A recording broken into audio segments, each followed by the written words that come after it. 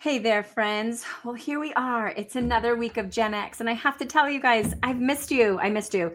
I was gone all last week. I've been out of commission. Oh, goodness. I think it's been like the last 7 to 10 days. I had that crud that was going around, and it was just, it was yuck to say the least. And so I'm glad I'm feeling a little bit better. I'm not as nasally, so hopefully you guys can hang with me today, knowing that I'm not 100%, but I'm almost there. But hey, I'm excited to catch up with you guys. Listen, I go back and forth every time I get ready to do one of these. I'm like, do I talk about something topical? You guys, a lot of times you guys will give me subjects and topics, some suggestions, questions, things that you'd like to dive deep into on my TikTok. And I always get to this place where I'm like, yeah, that's going to be a great subject. Let's get into that this week. And then the world goes to shit. And have you, guys, I'm just going to be frank with you. Honestly, I feel like we have been in a dumpster fire forever, for like years now. I feel like every single time I think I'm going to get on here and talk about something silly and fun like Halloween or what kids are wearing and all the good things, I feel like there's things like Jamaica is about to get hit. And we've got the government shutdown. And we've got this food stamp crisis. And we have everybody bitching about things being done at the White House and all the construction that's being done and all the, pop culture and all the things that are going on. And I'm like, so what do we talk about? So let's just have a little coffee talk, right? We'll just talk about whatever we want to. So to get things started, I was thinking about the food stamp situation and the whole government shutdown. So let's get into that a little bit. How about we do that? I went to get my hair done. If you've noticed, went a little bit darker today. I'm doing the whole getting ready for fall. And I love getting my hair done. It always makes me feel like I got to reset, like a mulligan, a do-over. Let's kind of refresh ourselves. I think it's like therapy. We need it. So anywho, I was there and I was talking to the gal who does my hair, which she's been doing my hair for 20 some odd years. I've always said to her, I'm like, if you move or I move, there's going to be plane tickets involved because I'm not going to let anyone else touch my hair. But we were talking about all this like government stuff. And, she made the comment, she's like, do you feel like it's dying down a little bit? Do you feel like it's not so wild and crazy on the left and you're just not hearing as much vocalism from the right? It's just kind of getting copacetic. And for a minute, I was like, yeah, but then I was like, no, not really. Not really. I'll tell you what I didn't expect on my 2025 bingo card. I did not expect Fetterman out of PA to be the one talking reason into the Senate and to be talking about how, like, can we all just get our shit together? Because I've got 2 million constituents that are on food stamps, that are on SNAP benefits, that are not going to have any food. And so here's kind of what I was thinking about that. There's so many different thoughts, right? So first thing is like, oh my gosh, what has happened in America because I was looking up stats today and I was like, okay, so there's 42 million people that receive SNAP benefits. And before we go down the road where everybody's like, well, they abuse the system and there's all these illegal immigrants and all the other stuff. Look, sure. Are there people that do that? Are there people that are not American citizens that are receiving benefits? Yes. I looked it up. There's one in 2025, there's 1.5 million, some of them children, illegal immigrants that are not documented, that are receiving emergency SNAP benefits, 1.5 million. And that sounds like a large number when you think about it. But in all actuality, it's 3.8% of the amount of people that receive SNAP benefits. There's 42 million people. So, a little over 40 million Americans who receive it.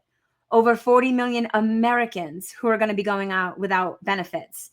And I just think as we're coming into November, and, this is the way it works for these people. They're receiving this once a month. They get it one time a month, and then they have to plan and budget for the whole month, okay?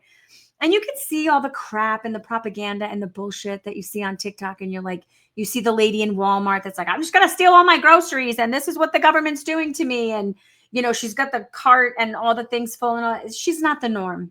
She's not the norm. I'll tell you who's the norm. Someone like me was the norm. When I was 19, I am not one. I'm not a big advocate. From a Good Samaritan place, I'm an advocate of, I think we need to help those in need. I don't think that we need to. I think our system, I think the Democrat side of way of things and how I think they handicap people. I think they convince people that without them, they can't survive, and that they need the democratic way, and that they need all this assistance and welfare and WIC and food stamps and all the things, right? But I remember being a 19-year-old single mom, I could have very easily got sucked into the system and stayed in the system. They made it very easy for me to adapt to that way of life. And for the first like 6 minutes of my pregnancy, and having my son, and essentially I was still just a kid myself, I had some benefits. I got WIC. I wasn't receiving like welfare money payments, but I got WIC, to help me with nutritional needs. That's what WIC is. And I got food stamps for a very short bit. But I remember that feeling of like, there was just something ingrained in me that was like, I feel like I'm taking away, I feel like I'm taking a benefit away from people that actually need this, because they have no other way to make it happen. And I thought to myself, will it be inconvenient with a baby to have to get additional daycare? I'm probably going to have to work multiple jobs. And this was in the early 90s. My son was born in 93. And so I'm definitely a Gen Xer. Gen X. There it is, Gen X. But here's the thing. I knew it was going to be to his disadvantage for me to work as much as I did. And, there are times we talk about it, and I hate that I missed out on a lot of things, but I refused to live off the system.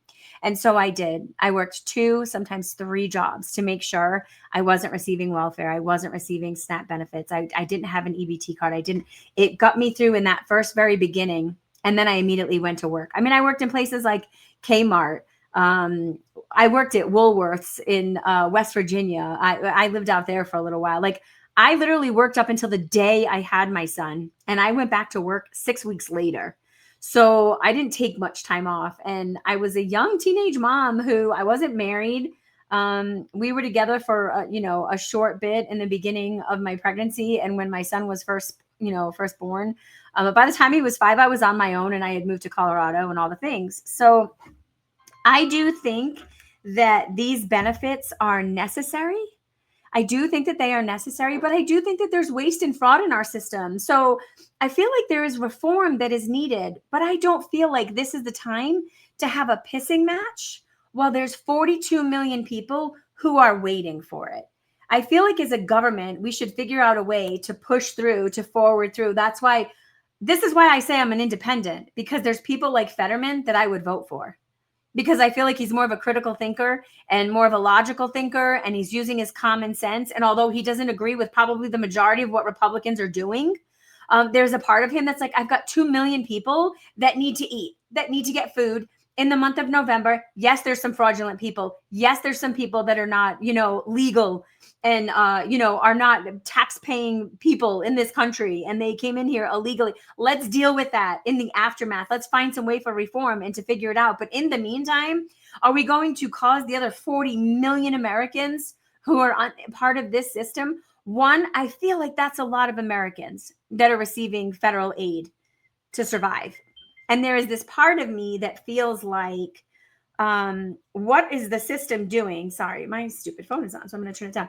What is the system doing to help these people not be so codependent? Not everybody has the ability to have that get up and go and gumption and just the motivation. And so sometimes I feel like they need a little bit more assistance. Now, I know there's some of you that are a little bit more brass tacks, and you'll be like, well, eating's motivation. And I get you, and I feel that. But you have to remember, there is a large part of our demographic and a large part of society that were raised in environments where literally I feel like they breed one another. And what I mean by that is it's like this generational curse of like, well, my grandma was on welfare, and then my mom was on welfare, and now I'm on welfare. Like, they didn't, the story of J.D. Vance, the whole hillbilly elegy, whatever that movie was, it's called, about his life story. He's a rarity. He's not the norm of someone who's like, in lieu of my mom being a drug addict, which, by the way, I come from a very familiar history of where he came from.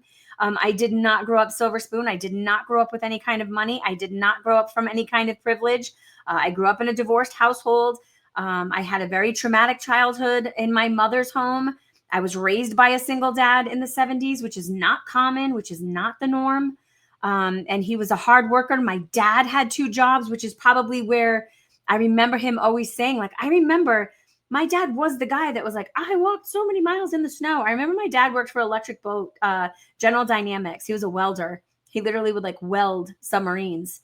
And I remember he had this little Datsun, this little orange Datsun. And when it broke down, we lived in Rhode Island. The plant where he worked was in Connecticut. My dad would hitchhike.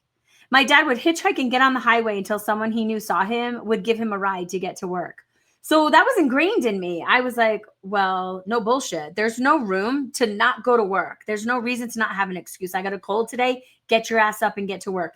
Unless you're like on an IV and in a hospital, you get up and you go to work. Your kids got to eat, you go to work. Your kids need clothes, you go to work. You know what I mean? Like that's just what you do. And somehow I feel like we have handicapped people into believing, and we've made the system so accommodating that like literally having babies became their job. The more kids they had, the more money they got. But then there's this other side of the coin where it's like, it costs too much for me to go back to work. So when I had Gregory, when I was younger, daycare was expensive, but it wasn't $1,800 a month. I see people that are paying a couple $1,000s. If you have 1, 2, 3 kids and you've got to have them in daycare full time, it is easier to stay home. It does benefit them more to stay home and get the money that they're getting. And then they can end up being home with their kids than to go to work, because to go to work, it costs them more. They have less money at the end of the month to go to work. So there's a mishap in our system. Like I almost feel like all the money that gets directed towards food benefits and financial benefits, why don't we have some sort of daycare program set up where like daycares are supplemented? Because I feel like the providers are not being overpaid. If I'm being honest with you, I think they're taking my kid for anywhere from 8 to 12 hours. I mean, there were times my daycare provider had Gregory until 6, 7, 8, 9 o'clock at night if I was working 2 jobs. And so, I feel like they deserve the money that they're getting. It's quite a job that they're doing. However, the pay isn't balancing out what people are getting paid. You can't tell someone to go work at Dollar Tree or to go work at McDonald's. You're like, well, you can get a job at McDonald's at $16 an hour. Okay. Well, let's do the math. And then if you multiply how much it costs to put their baby in daycare to go work at McDonald's, it doesn't make sense. So the system's broken. The system is flawed. And that is something that we should be voting people into the system to be fixing, right? But in the meantime, this whole as Americans coming at one another and blaming one another and making other people feel lesser than because they are on the system or they are part of the system and they're reliant upon it and they're dependent upon it. We need to come up with a system that's fixed it. I do believe, whether you like them or not, I do believe that Trump and I do believe the Republican agenda does lean more towards we need to start motivating people to get back to work. And so when they say they're going to pull benefits back, I think, someone like me that was 19, 20 years old, if they said to me, you've got 6 months to get your shit together, to get to work, to get a job, we will supplement you, but we will not care for you. We will not be your baby daddy. The American government should not be my baby daddy. And I think baby daddy should be held more accountable. You know what I mean? That money should be coming out of their paycheck and going back into the government. If a single mom is receiving funding, some of that money should be coming from baby daddy. I'm sorry. There's a lot of them that are going unaccounted for and they're not being held accountable. So it's a big problem, right? It's a big, big problem. But why are you and I arguing about it? And why are we being cruel to one another on social media? I was scrolling through TikTok and you're seeing all these people that are like, well, get your ass up and go to work. Okay, that's fine, John. But like I said, there is a daycare issue in this country that is a problem. There's a lot of other issues in this country that are a problem. And until we address that and fix that, it is somewhat impossible to get them to get back into the workplace, because what they're making in comparison to what it costs them to go to work does not make sense. You start adding in the expense of the cars and the gas and all the other things. And so I don't know. I see both sides of it. From the single mom perspective, I was grateful and thankful that I had it for those first few months when I was just healing and, figuring out how to be a mom as just a kid and, all the things. But eventually I was like, my ass needs to get up and go to work. And I did. And I've been that way ever since. I have not wanted to have to rely on the government, because here's the thing. The government can hold you hostage in this way. You know what I mean? Like, think about it right now. For those that are so reliant upon it, they are in big, big trouble. But here's the other thing that I'm not seeing that makes me really sad. I do see it on some small level. There's a creator on here. She's really cute. Her name's Lex. She's trying to figure out a way to help like moms and single moms and help with the holiday season. And she's just a very small creator, but she's like, what can I do? How can I help? So for me, as each other's neighbors, do you know why there were lesser people back in the day when my dad was a single dad raising my sister and I? Because there was more community. We were taking care of one another. There was more of the neighbor, like, Joe, I've got to go in, Joe, Susie, can you watch my daughters for 4 hours? I'm picking up a second shift. Can the kids come over and watch movies and have dinner with you? Or can your older daughter come over and watch them? And, church was a larger community. People were getting together and assisting one another. We were financially helping one another out. Now it's kind of like, sorry, not sorry, you're on your own. You can't tell me with the level of money just from creators that I see on TikTok, how much money they make. Now, I'm not a very big creator. I've got 35,000 people that follow me or what have you. But my bread and butter comes from my business and my company. And, I went out and I got my real estate license and now I'm a broker and I have my own agency, but I have a heart to give. And I do give quite a bit in my community. And I do work quite a bit actually with single moms. Because I have a heart for them. And I'll tell you something, the sacrifice that my child saw, that my older son saw as a young boy growing up, he knew if he was getting private pitching lessons, which he was as a single mom, I was doing it. And at the time they were only like $30 for half an hour or $30 for an hour or something like that. But to me, that $30, that 4 times a month, if it was once a week, that $120, that was an electric bill. That was a big deal for me. So he knew if I picked up an extra job at Kmart, he saw the value of $1 and he saw how hard I was working for it. He himself is the same way. And now he coaches kids and he refuses to raise his prices. And sometimes he doesn't even take money. But he knows what it's like for these parents to try to do all these extracurriculars and all that stuff. I don't see that sense of generosity anymore. I just see a lot. It went from generosity to criticism. When did we all feel so comfortable giving our unsolicited advice and being that whole we turn into a society that's quick to speak and slow to listen, instead of what I said, we needed to be better at being, quick to listen and slow to speak. Hear someone's story. You know what I'm saying? We can be so critical of one another. And so I feel like during this time, okay, fine. Screw the government. They can't get their shit together. Republicans, Democrats, blame who you want. I'm not going to get into that pissing match with you today. What I am going to say to you is I don't care who's causing the problem.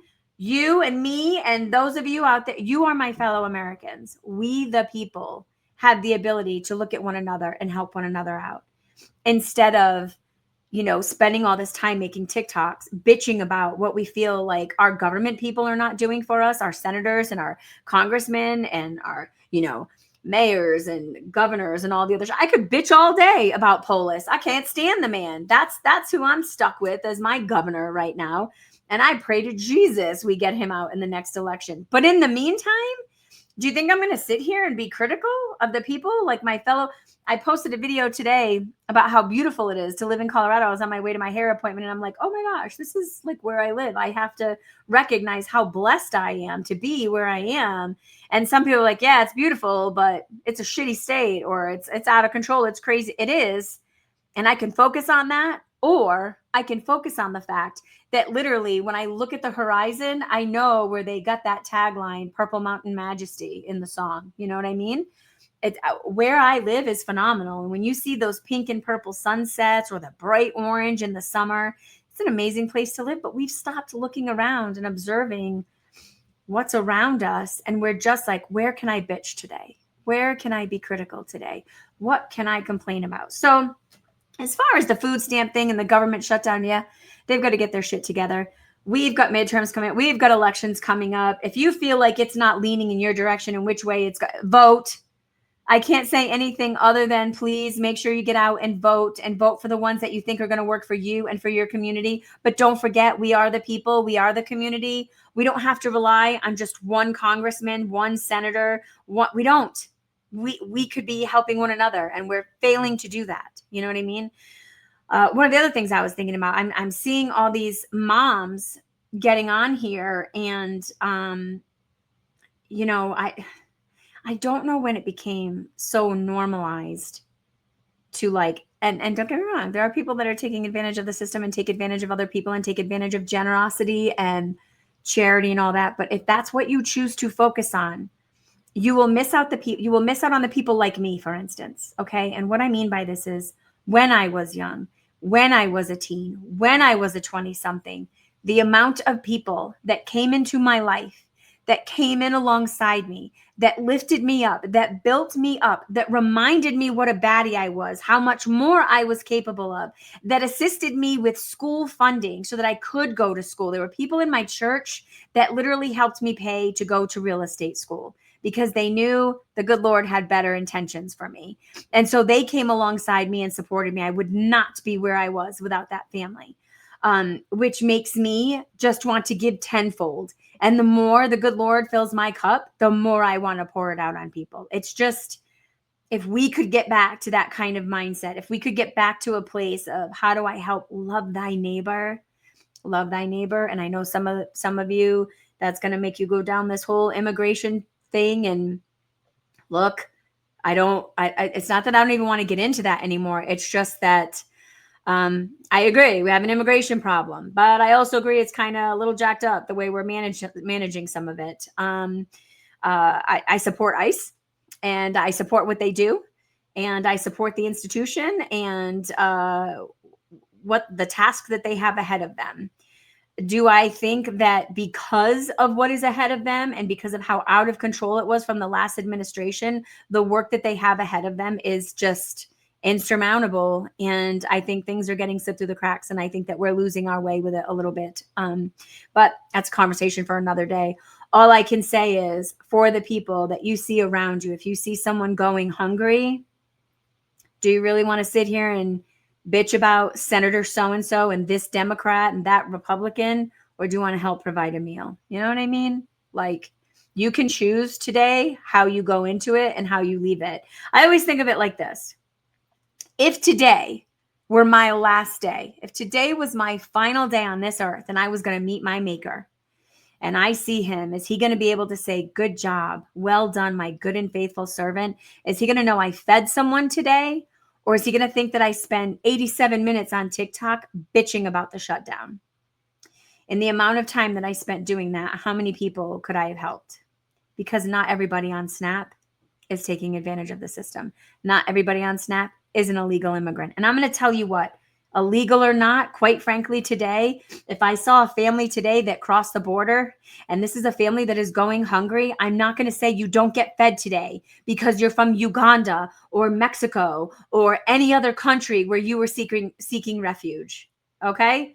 It's not me to part the Red Sea. That's the good Lord's work. Let him divide and conquer and figure out how we manage this whole thing. But nobody is seeking God's direction. Nobody is looking in the good word. Everybody is just talking about the law, the law, the law. And here's the thing. Biblically, they talk about it. Our good Lord wants us to obey the laws of the land, and we do have laws of this land. But again, that got muddied, and from one administration to the other, we have different beliefs. You go from Republicans to Democrats, and some it's a free-for-all, and some it's like, hey, we've got to follow the laws. And so now we're trying to sort through all that. So, I think we'll get there. But in the meantime, I'm not looking at someone. I don't, Jesus didn't go to the woman at the well when he was going through Samaria and he saw her. And the woman at the well was standing there. This is a woman that had been divorced 5 times, was currently with a man and she wasn't married to. Listen, let me just tell you, back then she could have been stoned for this. Okay. A rabbi, a Jewish man. This is a woman. He should not be coming up and sitting next to her. He popped a squat, sat next to her, counseled her, loved on her, offered her salvation, and did not think once to ask her, where are you from? How many times have you been married? Are you here legally or illegally? Those weren't his questions. No. He'll sort all that out. He will. And I think if we are leading more people to him, the rest of it will fall in line. But I feel like as a society, a strong, a big part of the church, I feel like they lead people away. If I'm being honest, I've struggled lately finding a home church. I went to the same church for 21 years. And when I moved to a new city, I've been trying to find another church in this city. And I feel like they're just very focused on building the building and not building the body. And I'm more interested in the body of Christ and not the address. And so that's been a challenge for me. We can get into that another day too. So, that's where we're at, you guys, from a standpoint with the whole, this is what's happening with the government shutdown. And this is kind of what I feel about all of that. You may or may not care, but when you're getting into it and you're having these conversations, it's like, can we just get back to the basics? Like genuinely just love thy neighbor and call upon on one another and say, how can I help you today? And here's the thing, even if someone is taking advantage of you, like I do remember this about, when I get into scripture, I don't believe he's questioning the motives of people. I'm not going to question your motives. My yes is my yes and my no is my no. And if I feel like the good Lord is asking me to come alongside someone and help a family, I have a friend right now. I'm not going to tell you where she lives, but she is helping out a family that is here undocumented. And she and I were talking about this the other day. It'll almost get me emotional. I think this is why I love, you have to know your tribe and you have to know the group of people that you surround yourself with. And even politically, sometimes she and I may not always be on the same side. I think we are probably 90% of the time, but we might see things a little bit differently. But she's genuinely reaching out and like helping a family right now that is trying to get all of their legal documentation so that they can stay here, because where they came from was so not acceptable conditions. And with that, I just look at her and when I think about it, when I hung up with her yesterday, the gentleman was working. Her and her husband are literally helping them pay for the fees that it will take for them to start to get their documentation and their paperwork. And he's working it off at their house. They need some work done, so she's letting them work it off. And I feel like as a government, if you could take that one mindset of what my girlfriend is doing as a government. So just imagine, obviously our vetting system has to be better. 100%. I agree. I think there's probably a gazillion friggin' sleeper cells in this country. I think there's people that are here that want to harm us. I think there's people, I don't think I know. There's people here that are sex trafficking. There are people that have caused murders. The driver in California that should have never been given a license under Newsom's regime and is driving around California, wiped out 4 people. Repulsive. So do I think that there needs to be stricter, more vetting in place? I do. But as a place of reform, what I do believe would be nice is when I look at this family that my girlfriend is helping, I think to myself, how lovely would it be as a government if we did that? Instead of just flooding them with nothing but free benefits and services, what if we had some sort of scholarship program, a work-off program that said, listen, yes, we will vet you medically, financially, we will vet you from a criminal perspective. We do criminal record searches, all the things before you can step foot in this country. But once you do, we're going to give you 6 months or 1 year. Here is what it costs the government for you to become a citizen. Okay. This is what it costs for all your paperwork, legal documents, all the things, right? For them to become legalized in this country. Let's just say it was a random amount, $5,000. Why couldn't you set up a system where they have a temporary status, where they're allowed to come here and they're allowed to work? And the government can, just like you pull taxes, you can pull so much out each week. And that goes back into the fund that we fronted them so that they could work on getting their legal documentation. Like, I feel like it's such a basic, simple concept. It's like a scholarship program that they pay back, they work off. So maybe it's not necessarily a scholarship, but it's a loan program and they have to pay it back. And look, you have this much time to pay it back. And if you don't pay it back, I'm sorry, but you get deported. There's consequences for our choices, right? But if you gave them a sense of motivation and they would have more of a sense of pride as well. Like, they worked for this, they earned their citizenship. And I know that there are a lot of people that have done it. And I get so tired of hearing that story where people are like, well, my parents came here and did it legally. Yeah, your parents and your great parents and all the other things. But like, in 1902, when they came across on a ship, they basically had to have some medical tests done. They ran through a few things and they got a stamp. And then on to Ellis Island they went. They signed their paper, waved high to the Statue of Liberty, and then they were here. And then they became seamstresses and jewelers and bankers and bakers and butchers and all the things. And they did all the things. Think it's that easy? It's thousands upon thousands of dollars for them to make this happen. So the people that have no compassion and are just like, well, do it legally. My parents did it. It's not that simple. I don't know that we make it necessarily that attainable. And I'm not saying that it has to be so attainable that we flood it. But if we do it in such a way where it's vetted, it's managed, and it's doable and manageable, and they have a way of paying for it, and it gives them a sense of dignity, and they can pay that money back, and it goes back into the government. It's not bleeding out of the government. I don't know. It just doesn't seem like a hard concept to me to wrap our heads around, because I would much rather pull a family of 4 over that border if I knew they were going to lose their. I'm just telling you, from a Christian perspective, I just can't imagine. I can't imagine God sitting at the well, looking at the wall, waving at it, going, sorry, not sorry. I just can't.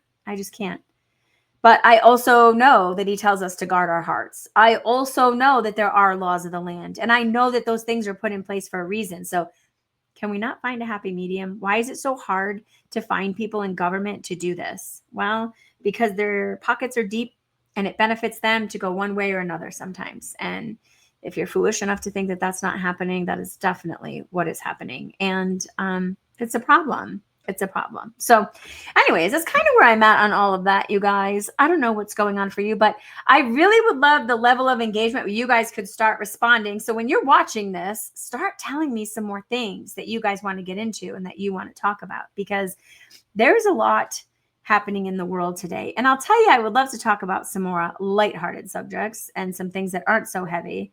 So I think for me, my hope is that the world can just, if we could put this dumpster fire out, because it gets a little overwhelmed. And oh my gosh, I'm tired.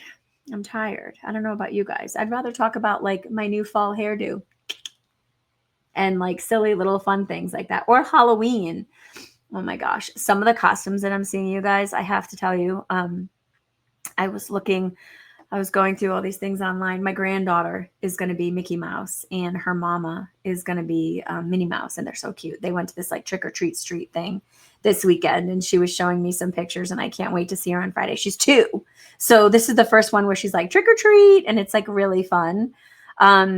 So yeah, those are the things that I want to focus on, like the moments and the memories and being present in the moment. I feel like so many of us have just lost the ability to be present, because we're so distracted by everything that is happening on a social media level, if you will. So I don't know, guys. I hope that this upcoming week, I hope the latter part of this year, as we're coming to an end, we can all kind of start to regroup, refocus, decide how we want to see what 2026 looks like for us.